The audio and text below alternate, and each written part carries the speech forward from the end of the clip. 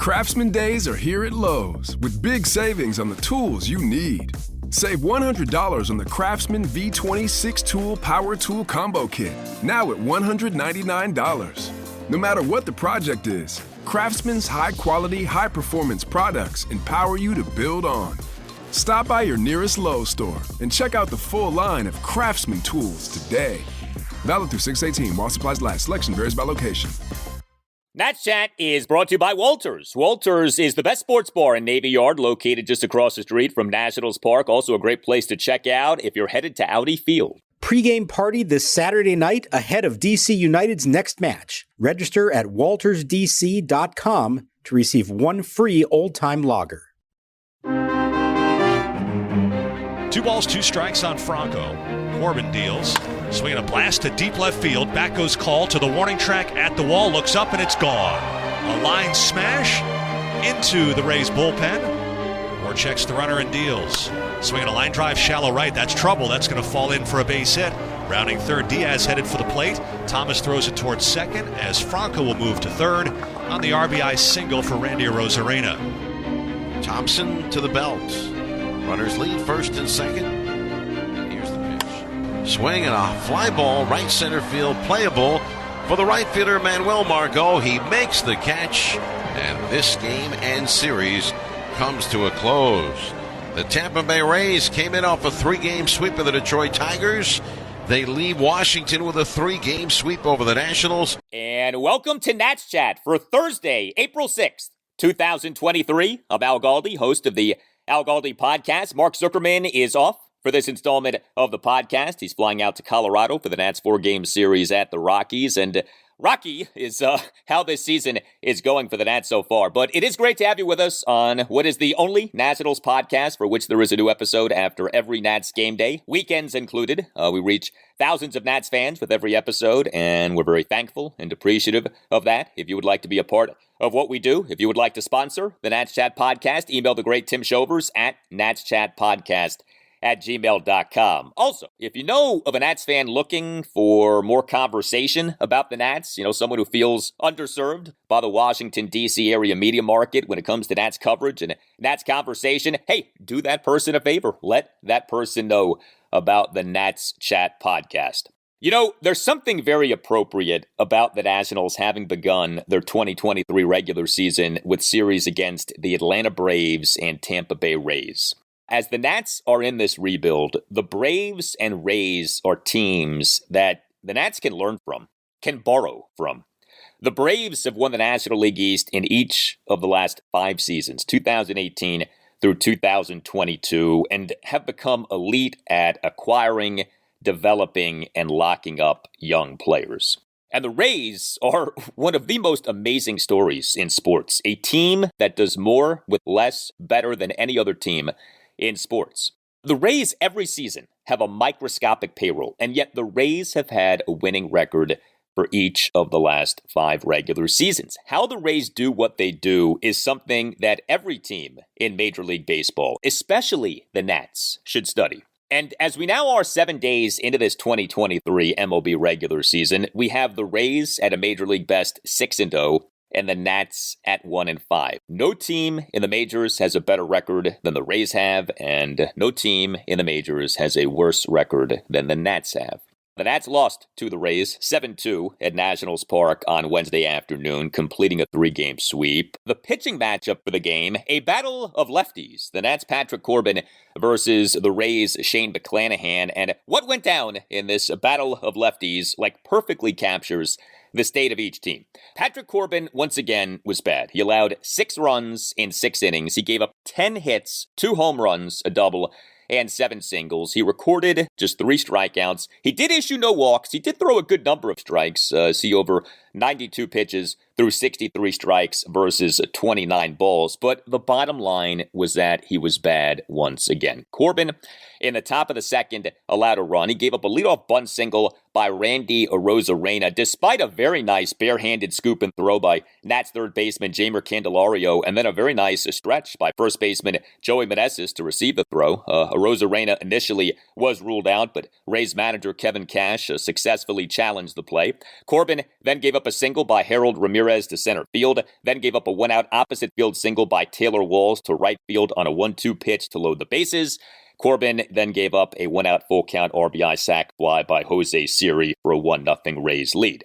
Corbin, in the top of the third, allowed 2 runs. He gave up a leadoff opposite field single by Yandy Diaz through the right side of the infield, and then Corbin gave up a 2-run homer by Wander Franco to left field for a 3-1 Rays lead. And Corbin gave up this homer despite having had Franco down in the count at 1.12. Now, then Corbin was good. He actually retired 11 consecutive Rays batters, but he then, in the top of the 6th, allowed 3 more runs. Corbin gave up a 2-out solo homer by Harold Ramirez to center field for a 4-2 Rays lead. The homer went a projected 413 feet per StatCast. Corbin gave up a 2-out opposite field single by Manuel Margot to right field, and Margot then stole second base. Then came a 2-out RBI double by Taylor Walls to center field for a 5-2 Rays lead. And I say double in that way because this was not a normal double. The double came on a high fly ball to center fielder Victor Robles, but Robles lost the ball in the sun as once again the mighty Sun Monster at Nationals Park struck. What is going on with the Sun Monster at Nationals Park so far this season? The Sun Monster needs to be tested for performance-enhancing drugs because the Sun Monster at Nationals Park seems mightier than ever. But anyway, Victor Robles victimized by the Sun Monster, and the ball ended up landing right next to him. Runner off second, the 3-1. Swinging a high drive to center field. Robles battling the sun. Using his glove, he's staggering a bit, moves to his right. He missed the ball. This was painful to watch. Robles, as the ball was in the air, was using his glove for shade, but he clearly lost track of where the ball was, and then he had a hard time corralling the ball. So that was unfortunate for Patrick Corbin, I'll grant you that. But Corbin then gave up a 2-out opposite field RBI single by Jose Siri to right field for a 6-2 Rays lead. Right fielder Lane Thomas then committed a throwing error that allowed Siri to advance to second base, but Siri then got greedy and got thrown out and trying to advance to third base as shortstop C.J. Abrams did a nice job of, on the run, catching a throw from Jeimer Candelario and then applying the tag on Siri. Abrams, by the way, also had another good defensive play in this game. Top of the second, runners on second and third. That's down 1-0. Abrams, a nice leaping catch with his left arm fully extended above his head for a lineout by Francisco Mejia for the third out. But yeah, Patrick Corbin, 6 runs in 6 innings, gave up a lot of hits. This off him in the 7-2 loss to the Atlanta Braves at Nationals Park on opening day last Thursday afternoon, lasting for just 3 innings and allowing 4 runs, 2 earned. So we had what we had with Patrick Corbin. And then with Shane McClanahan. He on Wednesday afternoon, 2 runs in 6 innings. He did issue 4 walks. He did give up 5 hits, 2 doubles, and 3 singles, but the run prevention was there. Again, 2 runs in 6 innings. McClanahan has been really good for the Rays each of the last 2 seasons. The Rays took McClanahan with the number 31 pick in the 2018 MLB draft. So, as we look at the Nats and the Rays, and we do the compare and contrast, and we examine why the Nats are where they are and why the Rays are where they are. And we have talked so much about why the Nats are in this rebuilding state. And the number one reason is their bad drafting and player development. Well, Shane McClanahan is a perfect example of a guy who has been developed very well. And note where he was selected. The number 31 pick in the first round of the 2018 draft. This idea that has been out there at times, that the Nats farm system has been harmed by the team not having had high first-round picks during the team's years of being a contender, that idea is wrong. Good players are everywhere in MLB drafts. The onus is on you as a team to find those players and properly develop those players. And the Rays do an excellent job in those areas. The Nats on Wednesday afternoon had another tough game offensively. Just 2 runs, just 6 hits, 2 doubles and 4 singles, no home runs. The Nats now in this regular season have been out-homered by opponents 13-2. The Nats had a 1-run fourth in which they scored the 1 run, had the bases loaded with nobody out, but then didn't score any more runs. And that was especially disappointing considering that the 3 consecutive Nats who made outs with the bases loaded were 3 young players who you would have loved to see do better in this spot. Victor Robles flyout, C.J. Abrams strikeout, Lane Thomas strikeout. I want you to take a listen to this. This exchange during Nats manager Davey Martinez's post-game press conference on Wednesday afternoon. You'll hear the question from Nats insider Jesse Dougherty of the Washington Post, and then you will hear a rather lengthy answer from Davey. Here you go. You mentioned going into the year, swing decisions for guys like CJ, Victor, Keener, all across the board are going to be really important this year.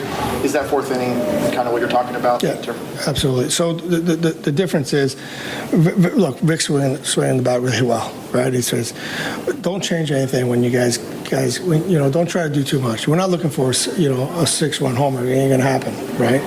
Stay within yourself. All we're looking for is to keep moving the chain, keep working good at bats. For me, the pressure's on the pitcher, and not on you, right? You go up there and make them throw strikes like you've been doing, and try to stay in the middle of the field. That's something that we got to learn. I mean, we got young hitters, we got young guys, and I think sometimes they get overly aggressive.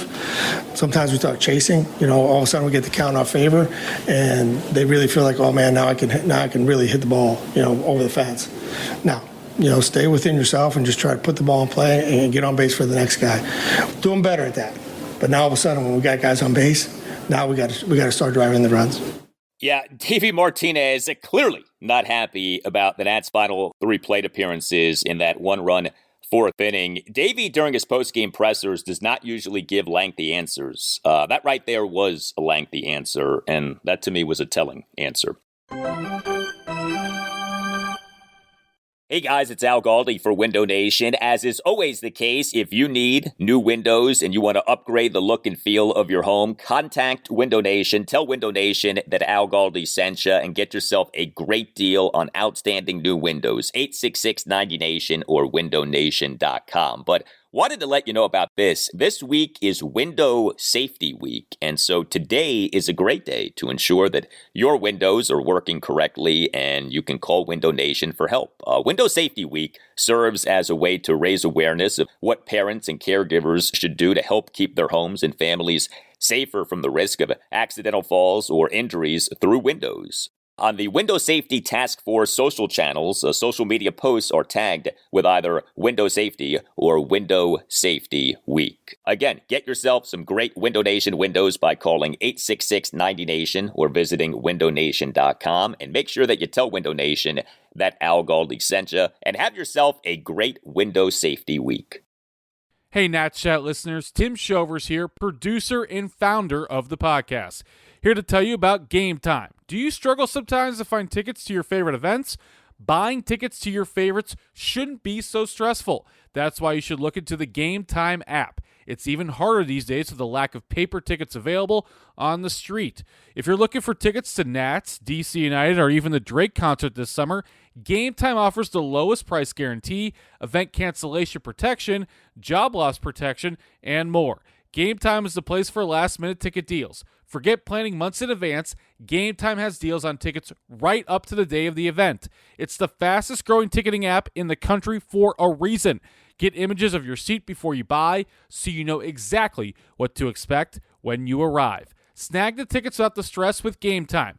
Download the Game Time app, create an account, and use code NATSCHAT for $20 off your first purchase.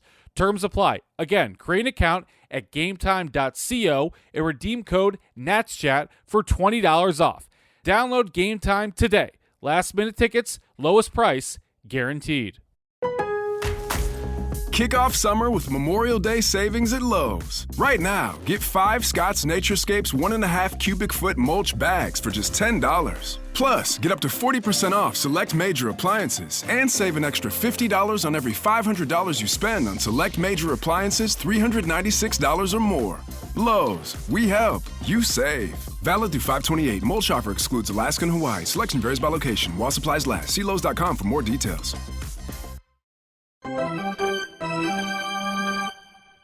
The pitch. Swinging a ground ball, base hit into left field for Chavis. Coming in to score is Meneses. It's now the Rays 3 and the Nationals 2. Ruiz will stop at second. Michael Chavis has his second hit of the year and his first RBI as a National. And the Nats have 3 hits in a row against McClanahan. The Nats on Wednesday afternoon did draw 6 walks. That was good. Lane Thomas had 2 of the walks. He was the Nats starting right fielder and number 1 batter. 0 for 3, but the 2 walks. He also went 1 for 1 on stolen bases, as yes, the Nats have a stolen base in this 2023 regular season. Thomas in the bottom of the first drew a leadoff 7-pitch walk despite having been down in the count at 1.12. He then stole second base for the Nats' first stolen base of this regular season. Now, he initially was ruled out, but Davey Martinez successfully challenged the play as the Nats finally have themselves a stolen base with the new bigger bases. Lane Thomas in this regular season so far, batting average of .333, on base percentage of .385. Victor Robles had that aforementioned defensive boo-boo, but he also did have overall another productive offensive game. He was the Nats starting center fielder and number 8 batter. He went 2 for 3 with an RBI double, a single, and a walk. Robles in an Nats 1-run second, a 2-out RBI double to the left center field gap on a 1-2 pitch to tie the game at 1. Robles in the bottom of the 7th had a first pitch leadoff single to left field, and Robles in the bottom of the 9th drew a 1-out 7-pitch walk. Victor Robles in this young regular season, a batting average of .353 and an on-base percentage of .476. Not bad. Some other observations on the Nats lineup on Wednesday afternoon. Luis Garcia, for a second consecutive game, did not start. Michael Chavis on Wednesday afternoon was the Nats starting second baseman for a second consecutive game. The Nats on Wednesday afternoon, like I said, faced a left-handed starting pitcher in the Rays, Shane McClanahan, 4th lefty starter who the Nats have faced over their first 6 games in this regular season. Luis Garcia, in his young major league career, has been a lot better against right-handed pitching than he has been against left-handed pitching. Davey Martinez, during his pregame press conference on Wednesday morning, did say that the Nats facing a lefty starter in each of these last 2 games of this series against the Rays was why Garcia didn't start either game. Here is what Davey said, and then you'll hear a follow-up exchange with Jesse Doherty. Got a run of just left-handed pitchers, so I kind of want to pick my spots with him. There's one about came in yesterday, pinch hit the ball well, but this guy we're facing today, he's tough. He's tough on lefties, So, I like, Abram stays in there a little bit better on sliders, so he's going to play shorts today. And Chavis won the bat well yesterday, so I want to get him back out there again and give him a couple of days. But Louis will be back in there. We got a lefty tomorrow. We'll need him today, but he'll be out there again tomorrow. At what point do you say you want to put the best lineup out there, platoon, but also that we want Luis to maybe have an experience facing a guy like McClanahan? Like, how do you balance? Yeah, no, I mean, that day will come. Yeah. It's early. I want to keep all these guys engaged and get them all in there. Stone Gear is going to DH today. Get him some bats against this guy. So, but he's definitely going to play his share against left-handed pitchers. Okay, I hear Davey Martinez on all of that. I would just say 2 things. A, you don't get better against left-handed pitching by never facing left-handed pitching. And B, the Nats, as a rebuilding team, need to be giving a guy like Luis Garcia as much playing time as possible. He is talented. He has upside. He's young. There's a lot more reason to play him than there is to play Michael Chavis. All due respect to Michael Chavis. Chavis on Wednesday afternoon as the Nats starting second baseman and number 6 batter, 1 for 3 with an RBI single. He and that Nats 1-run 4th had an RBI single to left field to cut the Nats deficit to 3-2. Also with the Nats lineup on Wednesday afternoon, Joey Meneses was in the field, and he finally got himself an extra base hit. My good friend Tim Shovers, the mastermind of the Nats Chat podcast, he on Wednesday morning emailed me that Joey Meneses' new nickname should be Joey One Bag as opposed to his usual nickname of Joey 4 Bags. Very harsh of Tim to write that, but hey, Joey Meneses had racked up nothing but singles so far this regular season, so Joey One Bag did seem apropos. But, it was as if Joey hacked into my email because he then went out and got himself an extra base hit. So he, for each of the Nats' previous 5 games, had been the team's starting DH and number 2 batter. He, on Wednesday afternoon, was the Nats' starting first baseman and number 4 batter, and he went 1 for 4 with a double. Meneses in the Nats' 1-run 4th, a leadoff double to deep center field for his first extra base hit of this regular season. The Nats' usual first baseman, Dominic Smith, got the day off, and the Nats' DH was Stone Garrett. The Nats this past Sunday morning recalled Stone Garrett from AAA Rochester as the corresponding roster moved to placing outfielder Corey Dickerson on the 10-day injured list with a left calf strain. The Nats signed Garrett as a free agent this past November, and he on Wednesday afternoon had a productive game. He has the Nats starting DH and number 7 batter, 1 for 2 with a single and 2 walks. Garrett in the Nats' 1-run second drew a 2-out walk.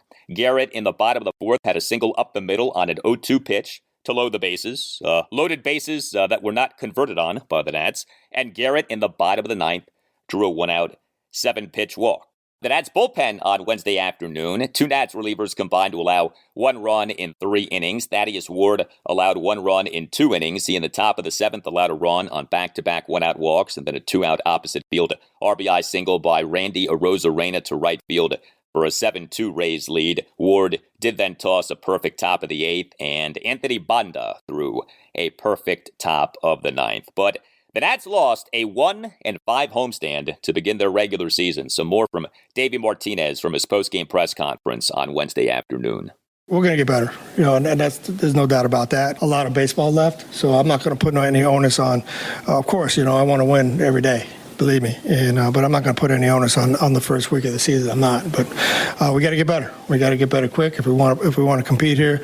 We got to play together as a team and get better. I mean, just play good team baseball. So, and that'll happen.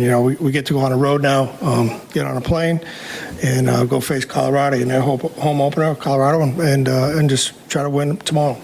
Yeah, so next up for the Nats, a 7-game trip out west, beginning with a 4-game series at the Colorado Rockies. Yeah, the Nats are headed to Coors Field, the most notorious hitter's park probably in Major League history. I mean, there have been some other notorious hitter's parks, but Coors Field for decades has been where pitchers get wrecked and where hitters feast. The altitude at Coors Field blows away the altitude for any other Major League ballpark. Game 1 of the series, Thursday afternoon at 4:10, Josiah Gray will be the Nats starting pitcher. That is going to be interesting. Josiah Gray is coming off a disastrous regular season debut, and he now is going to be pitching at Coors Field. Not exactly ideal. Gray in the Nats' 7-1 loss to the Braves at Nationals Park this past Saturday. 5 runs in 5 innings. He gave up 3 home runs, including solo homers to the first 2 batters he faced. You can tweet us at Nats_chat. You can email us, natschatpodcast@gmail.com. Email from Bob Gibson. Wait a minute. Bob Gibson? No, not that Bob Gibson. Bob Gibson in Herndon, Virginia. Writes Bob, the 1899 Cleveland Spiders went 20-134. I think the Nats have a chance. Stay tuned. Thank you for the email, Bob. Yes, the worst season that any major professional baseball team has ever had in a season of at least 120 games is the season that the immortal 1899 Cleveland Spiders had, 20-134, a winning percentage of 130. Now, understand, the Nats, in order to be worse than that this season over 162 games, would have to go 21-141 or worse. I feel confident in saying that the Nats are going to win more than 21 games. The Nats are going to win more than 21 games, aren't they? Yeah, the Nats are going to win more than 21 games. But is it possible that the Nats don't win at least, say, 50 games? Like, is that in play? Yeah. I mean, I don't think that you can dismiss that. And, we, in recent seasons, have seen some really bad major league teams fail to win at least 50 games in regular seasons. The 2003 Detroit Tigers, the 2018 Orioles, the 2019 Tigers, all of those teams failed to win 50 regular season games. But let us see with these Nats. We are only 6 games into this regular season, although it feels like a lot more than just 6 games given how things have gone for the Nats so far. You can get yourself or someone who you know a Nats Chat Podcast t-shirt by going to natschatpodcast.square.site. Shout out to @TheYoungNats1 on Twitter for purchasing a good-looking Nats Chat Podcast, a classic blue t-shirt. All Nationals radio highlights on Nats Chat are courtesy of 106.7 The Fan. Thank you to Tim Newmark for the great Nats Chat podcast music. Visit timnewmark.com, and Newmark is spelled Neumark. Mark will be back with me on the next installment of the podcast. Until then, I'm Al Galdi. Thank you for listening, and we'll talk to you next time on the Nats Chat Podcast. Corbin sets. Here's a pitch. Swinging a line drive. Caught by Abrams, leaping up. And the Nationals are out of the inning. C.J. Abrams with a leaping catch to retire the side. The webbing of the glove. And prevents another run from scoring with an outstanding catch on the catcher, Mejia.